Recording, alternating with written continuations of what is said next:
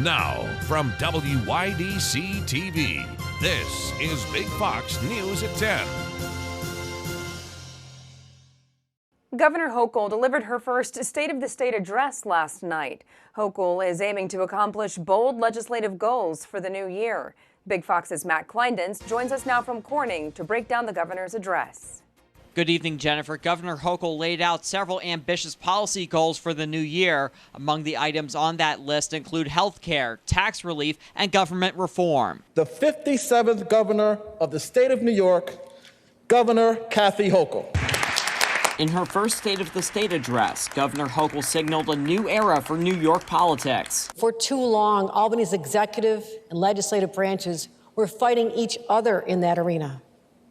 No more. Hochul outlined several ambitious legislative goals for the new year. Among the list includes a $10 billion investment into health care, which includes a plan to pay healthcare workers a $3,000 retention bonus. The health of every New Yorker depends on strong, stable, and equitable health care system. And these workers are its very foundation. Bold action is required before any more time passes. Hochul also promised to accelerate a $1.2 billion tax cut to middle-class families in the state. She also promised to deliver $100 million in relief to over 200,000 small businesses. These businesses are the economic engines of small towns and big cities alike.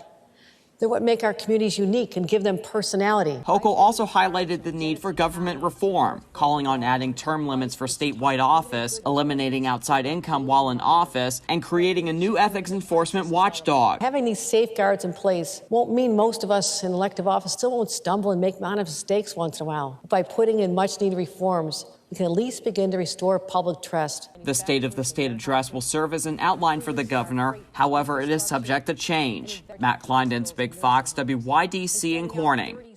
Ithaca Mayor Savante Myrick has announced that he is stepping down.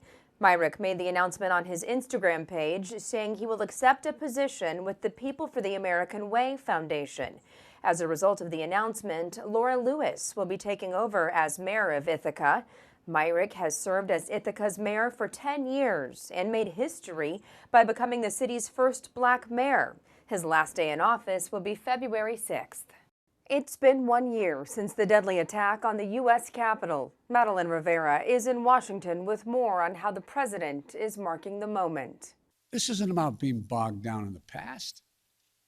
It's about making sure the past isn't buried. From inside Statuary Hall, President Biden marked 1 year since the deadly attack on the U.S. Capitol, reflecting on the destruction. A mob breaking windows, kicking in doors, breaching the Capitol. As well as the heroism. Our democracy held. We, the people, endured.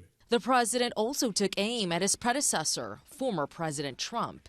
For the first time in our history, a president had not just lost an election, he tried to prevent the peaceful transfer of power. Trump fired back in a statement calling the speech political theater and just a distraction for the fact Biden has completely and totally failed. But the president urged the nation to focus on the future. We have to be firm, resolute, and unyielding in our defense of the right to vote and to have that vote counted. House Speaker Nancy Pelosi followed up from the House floor. As I conclude, I want to acknowledge our fallen heroes of that day. Now I ask all members to rise for a moment of silence in their memory. Corning employees were impacted by a recent ransomware attack against their payroll vendor, Kronos. The attack was first reported in December and has impacted some employees who use the payroll system. However, Corning says its employees are still being paid. In a statement, the company says they're working with employees to address any concerns regarding compensation. More children can now roll up their sleeves for a booster as the CDC endorses Pfizer's shot. Jonathan Seri has more. It's been dubbed Flurona, the unofficial term for a dual infection of COVID-19 and the flu. But medical experts stress it's not a new disease or another variant of COVID-19. Multiple states have detected cases as a surge of COVID infections coincides with seasonal influenza. Dr. Nicole Saphier says measures such as masks and vaccinations can prevent serious symptoms. We're going to have a flu and COVID season. And with that now, it's very different than where we were at last year. We have vaccines and boosters that are part of our arsenal against COVID-19. Meanwhile, children as young as 12 years old are now eligible for Pfizer's COVID booster shot. CDC Director Rochelle Walensky signed off on the recommendation Wednesday night following a vote by the agency's vaccine advisors. The third shot should come 5 months after the initial vaccine series. Receiving a booster dose is critical to provide protection against COVID-19 and the Omicron variant. But even as booster eligibility expands, the CDC says the definition of fully vaccinated still does not include the extra shot. Instead, boosters are now a way to keep your vaccination protection, quote, up to date. The vast majority of hospitalizations and deaths are among the unvaccinated Americans, and completing the primary vaccination series is clearly a critical step. CDC data show more than 70 million people are now fully vaccinated and boosted against COVID-19. In Atlanta, Jonathan Seri, Fox News. A young California sheriff's recruit is shot and killed. His death, the latest in a string of deadly Bay Area freeway shootings. Henry Lee has the story. Alameda County Sheriff's recruit David Wynn is the latest victim of a deadly Bay Area freeway shooting that officials called senseless. I just don't understand why people would choose to fire a weapon, probably over nothing. Before dawn, fellow deputies in training raised flags to half staff at the Sheriff's Academy in Dublin, which is now on hold. It's definitely not an easy day for our recruits here today, and all the classes that they were going to go through have been canceled. Wynn was in his personal vehicle, a Prius, and headed for home in San Francisco from the academy. He was on an approach to the Bay Bridge in Oakland when he was shot at about 4:30 Tuesday afternoon. A bullet that penetrated the right front window. And the bullet then struck the driver, which led to the crash. Wynn died at Highland Hospital in Oakland. Deputies and CHP officers saluted outside the hospital as his flag-draped casket was placed into a coroner's van. Wynn's sister and girlfriend and Sheriff Greg Ahern walked behind it. The CHP is investigating. A motive isn't known, but officials don't think it's related to his law enforcement training. As of right now, there's nothing that we believe that came from this academy that led to this murder. Wynn was just 4 weeks shy of graduating from the academy after months of grueling physical training and academic coursework. To get one of these seats is very difficult, and you have to live your life a certain way, and it's not easy. Wynn was popular among classmates and had hoped to serve the community. This guy is a very well-liked young man in his class, and highly motivated. I'm just angry. I mean, I'm not too sure what I'm angry about. I'm not sure who I'm angry at. I'm just angry. The Reverend Jason Landeza is a law enforcement chaplain who says he doesn't get rattled easily. I just, I like to think this somehow would all end, but it's not. I don't know what's going to take it to end. Grief counselors have been here at the Dublin Academy to help David Wynn's classmates as they mourn. Anyone with information about the shooting is asked to call the CHP. Still ahead tonight. At 4 years old, one child was stolen from his parents and sold to another family, but he never lost his determination to find his way back home. It is the only clue that I had to find my home in the future. The remarkable story of how police were able to use maps drawn from his memory as a child to reunite him with his family after more than 30 years. Here's your local stock market update from Big Fox.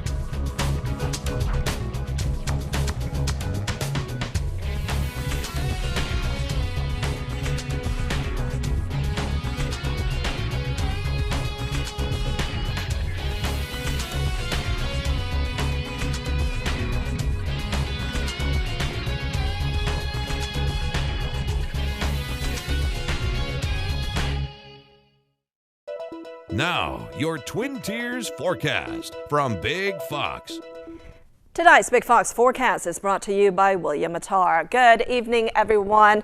Snow will continue as we head into the next 24 hours. Up to around 3 inches could be possible in some of our hometowns. The winds will start to howl in, and it's going to make those temperatures feel that much colder. We're going to stay below freezing from tonight through about Sunday before another storm system brings more snow chances. So there is the possibility of snow tomorrow. We dry out out on Friday, and then the snow will be back on Sunday with another system coming in. So we are expecting temperatures to be quite cold tomorrow. Not only that, winds will be howling in from the north.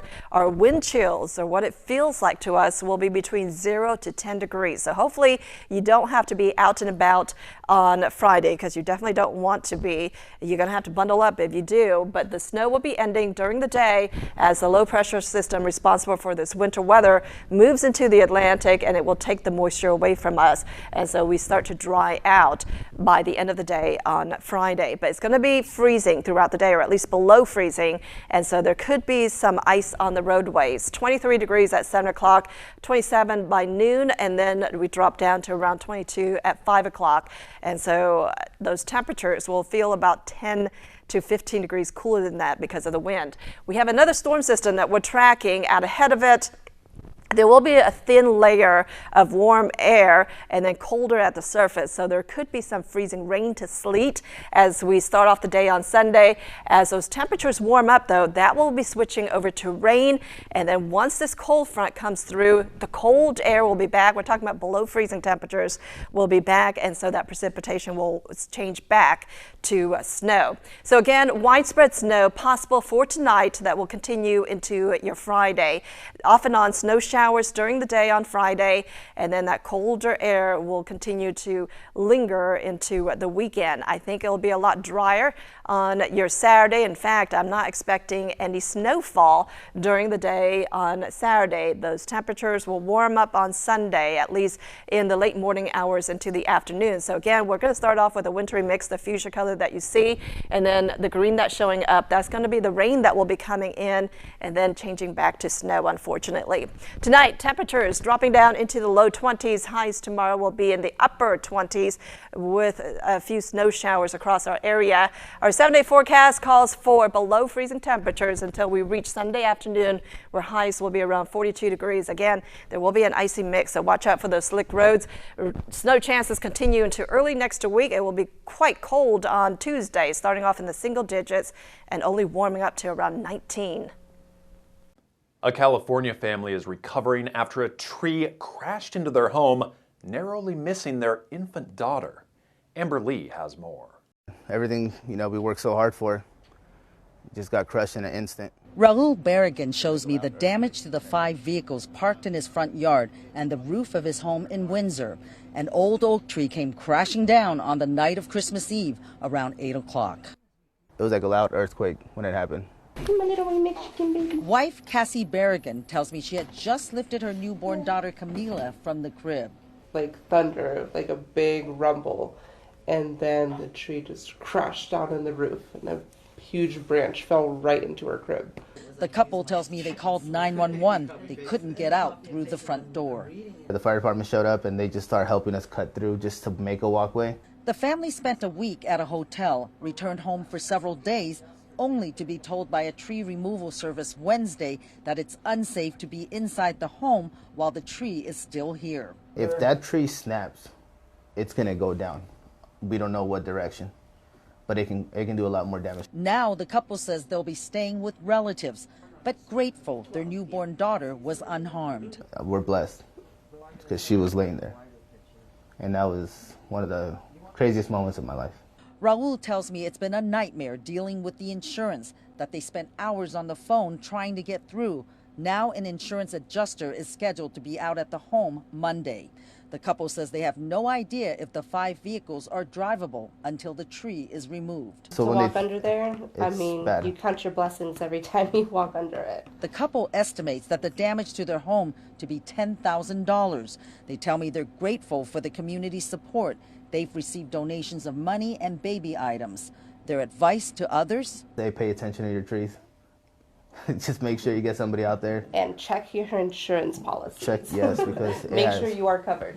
Raul tells me this home has been in his family for 25 years. He plans to stay. He hopes to have all the repairs done by summer. Boeing gets a boost. The CW may soon have a new owner, and Nike goes after Lululemon in court. CJ Papa has more. A win for Boeing. Low-cost carrier Allegiant Air placing an order for 50 737 MAX jets with the option to buy 50 more.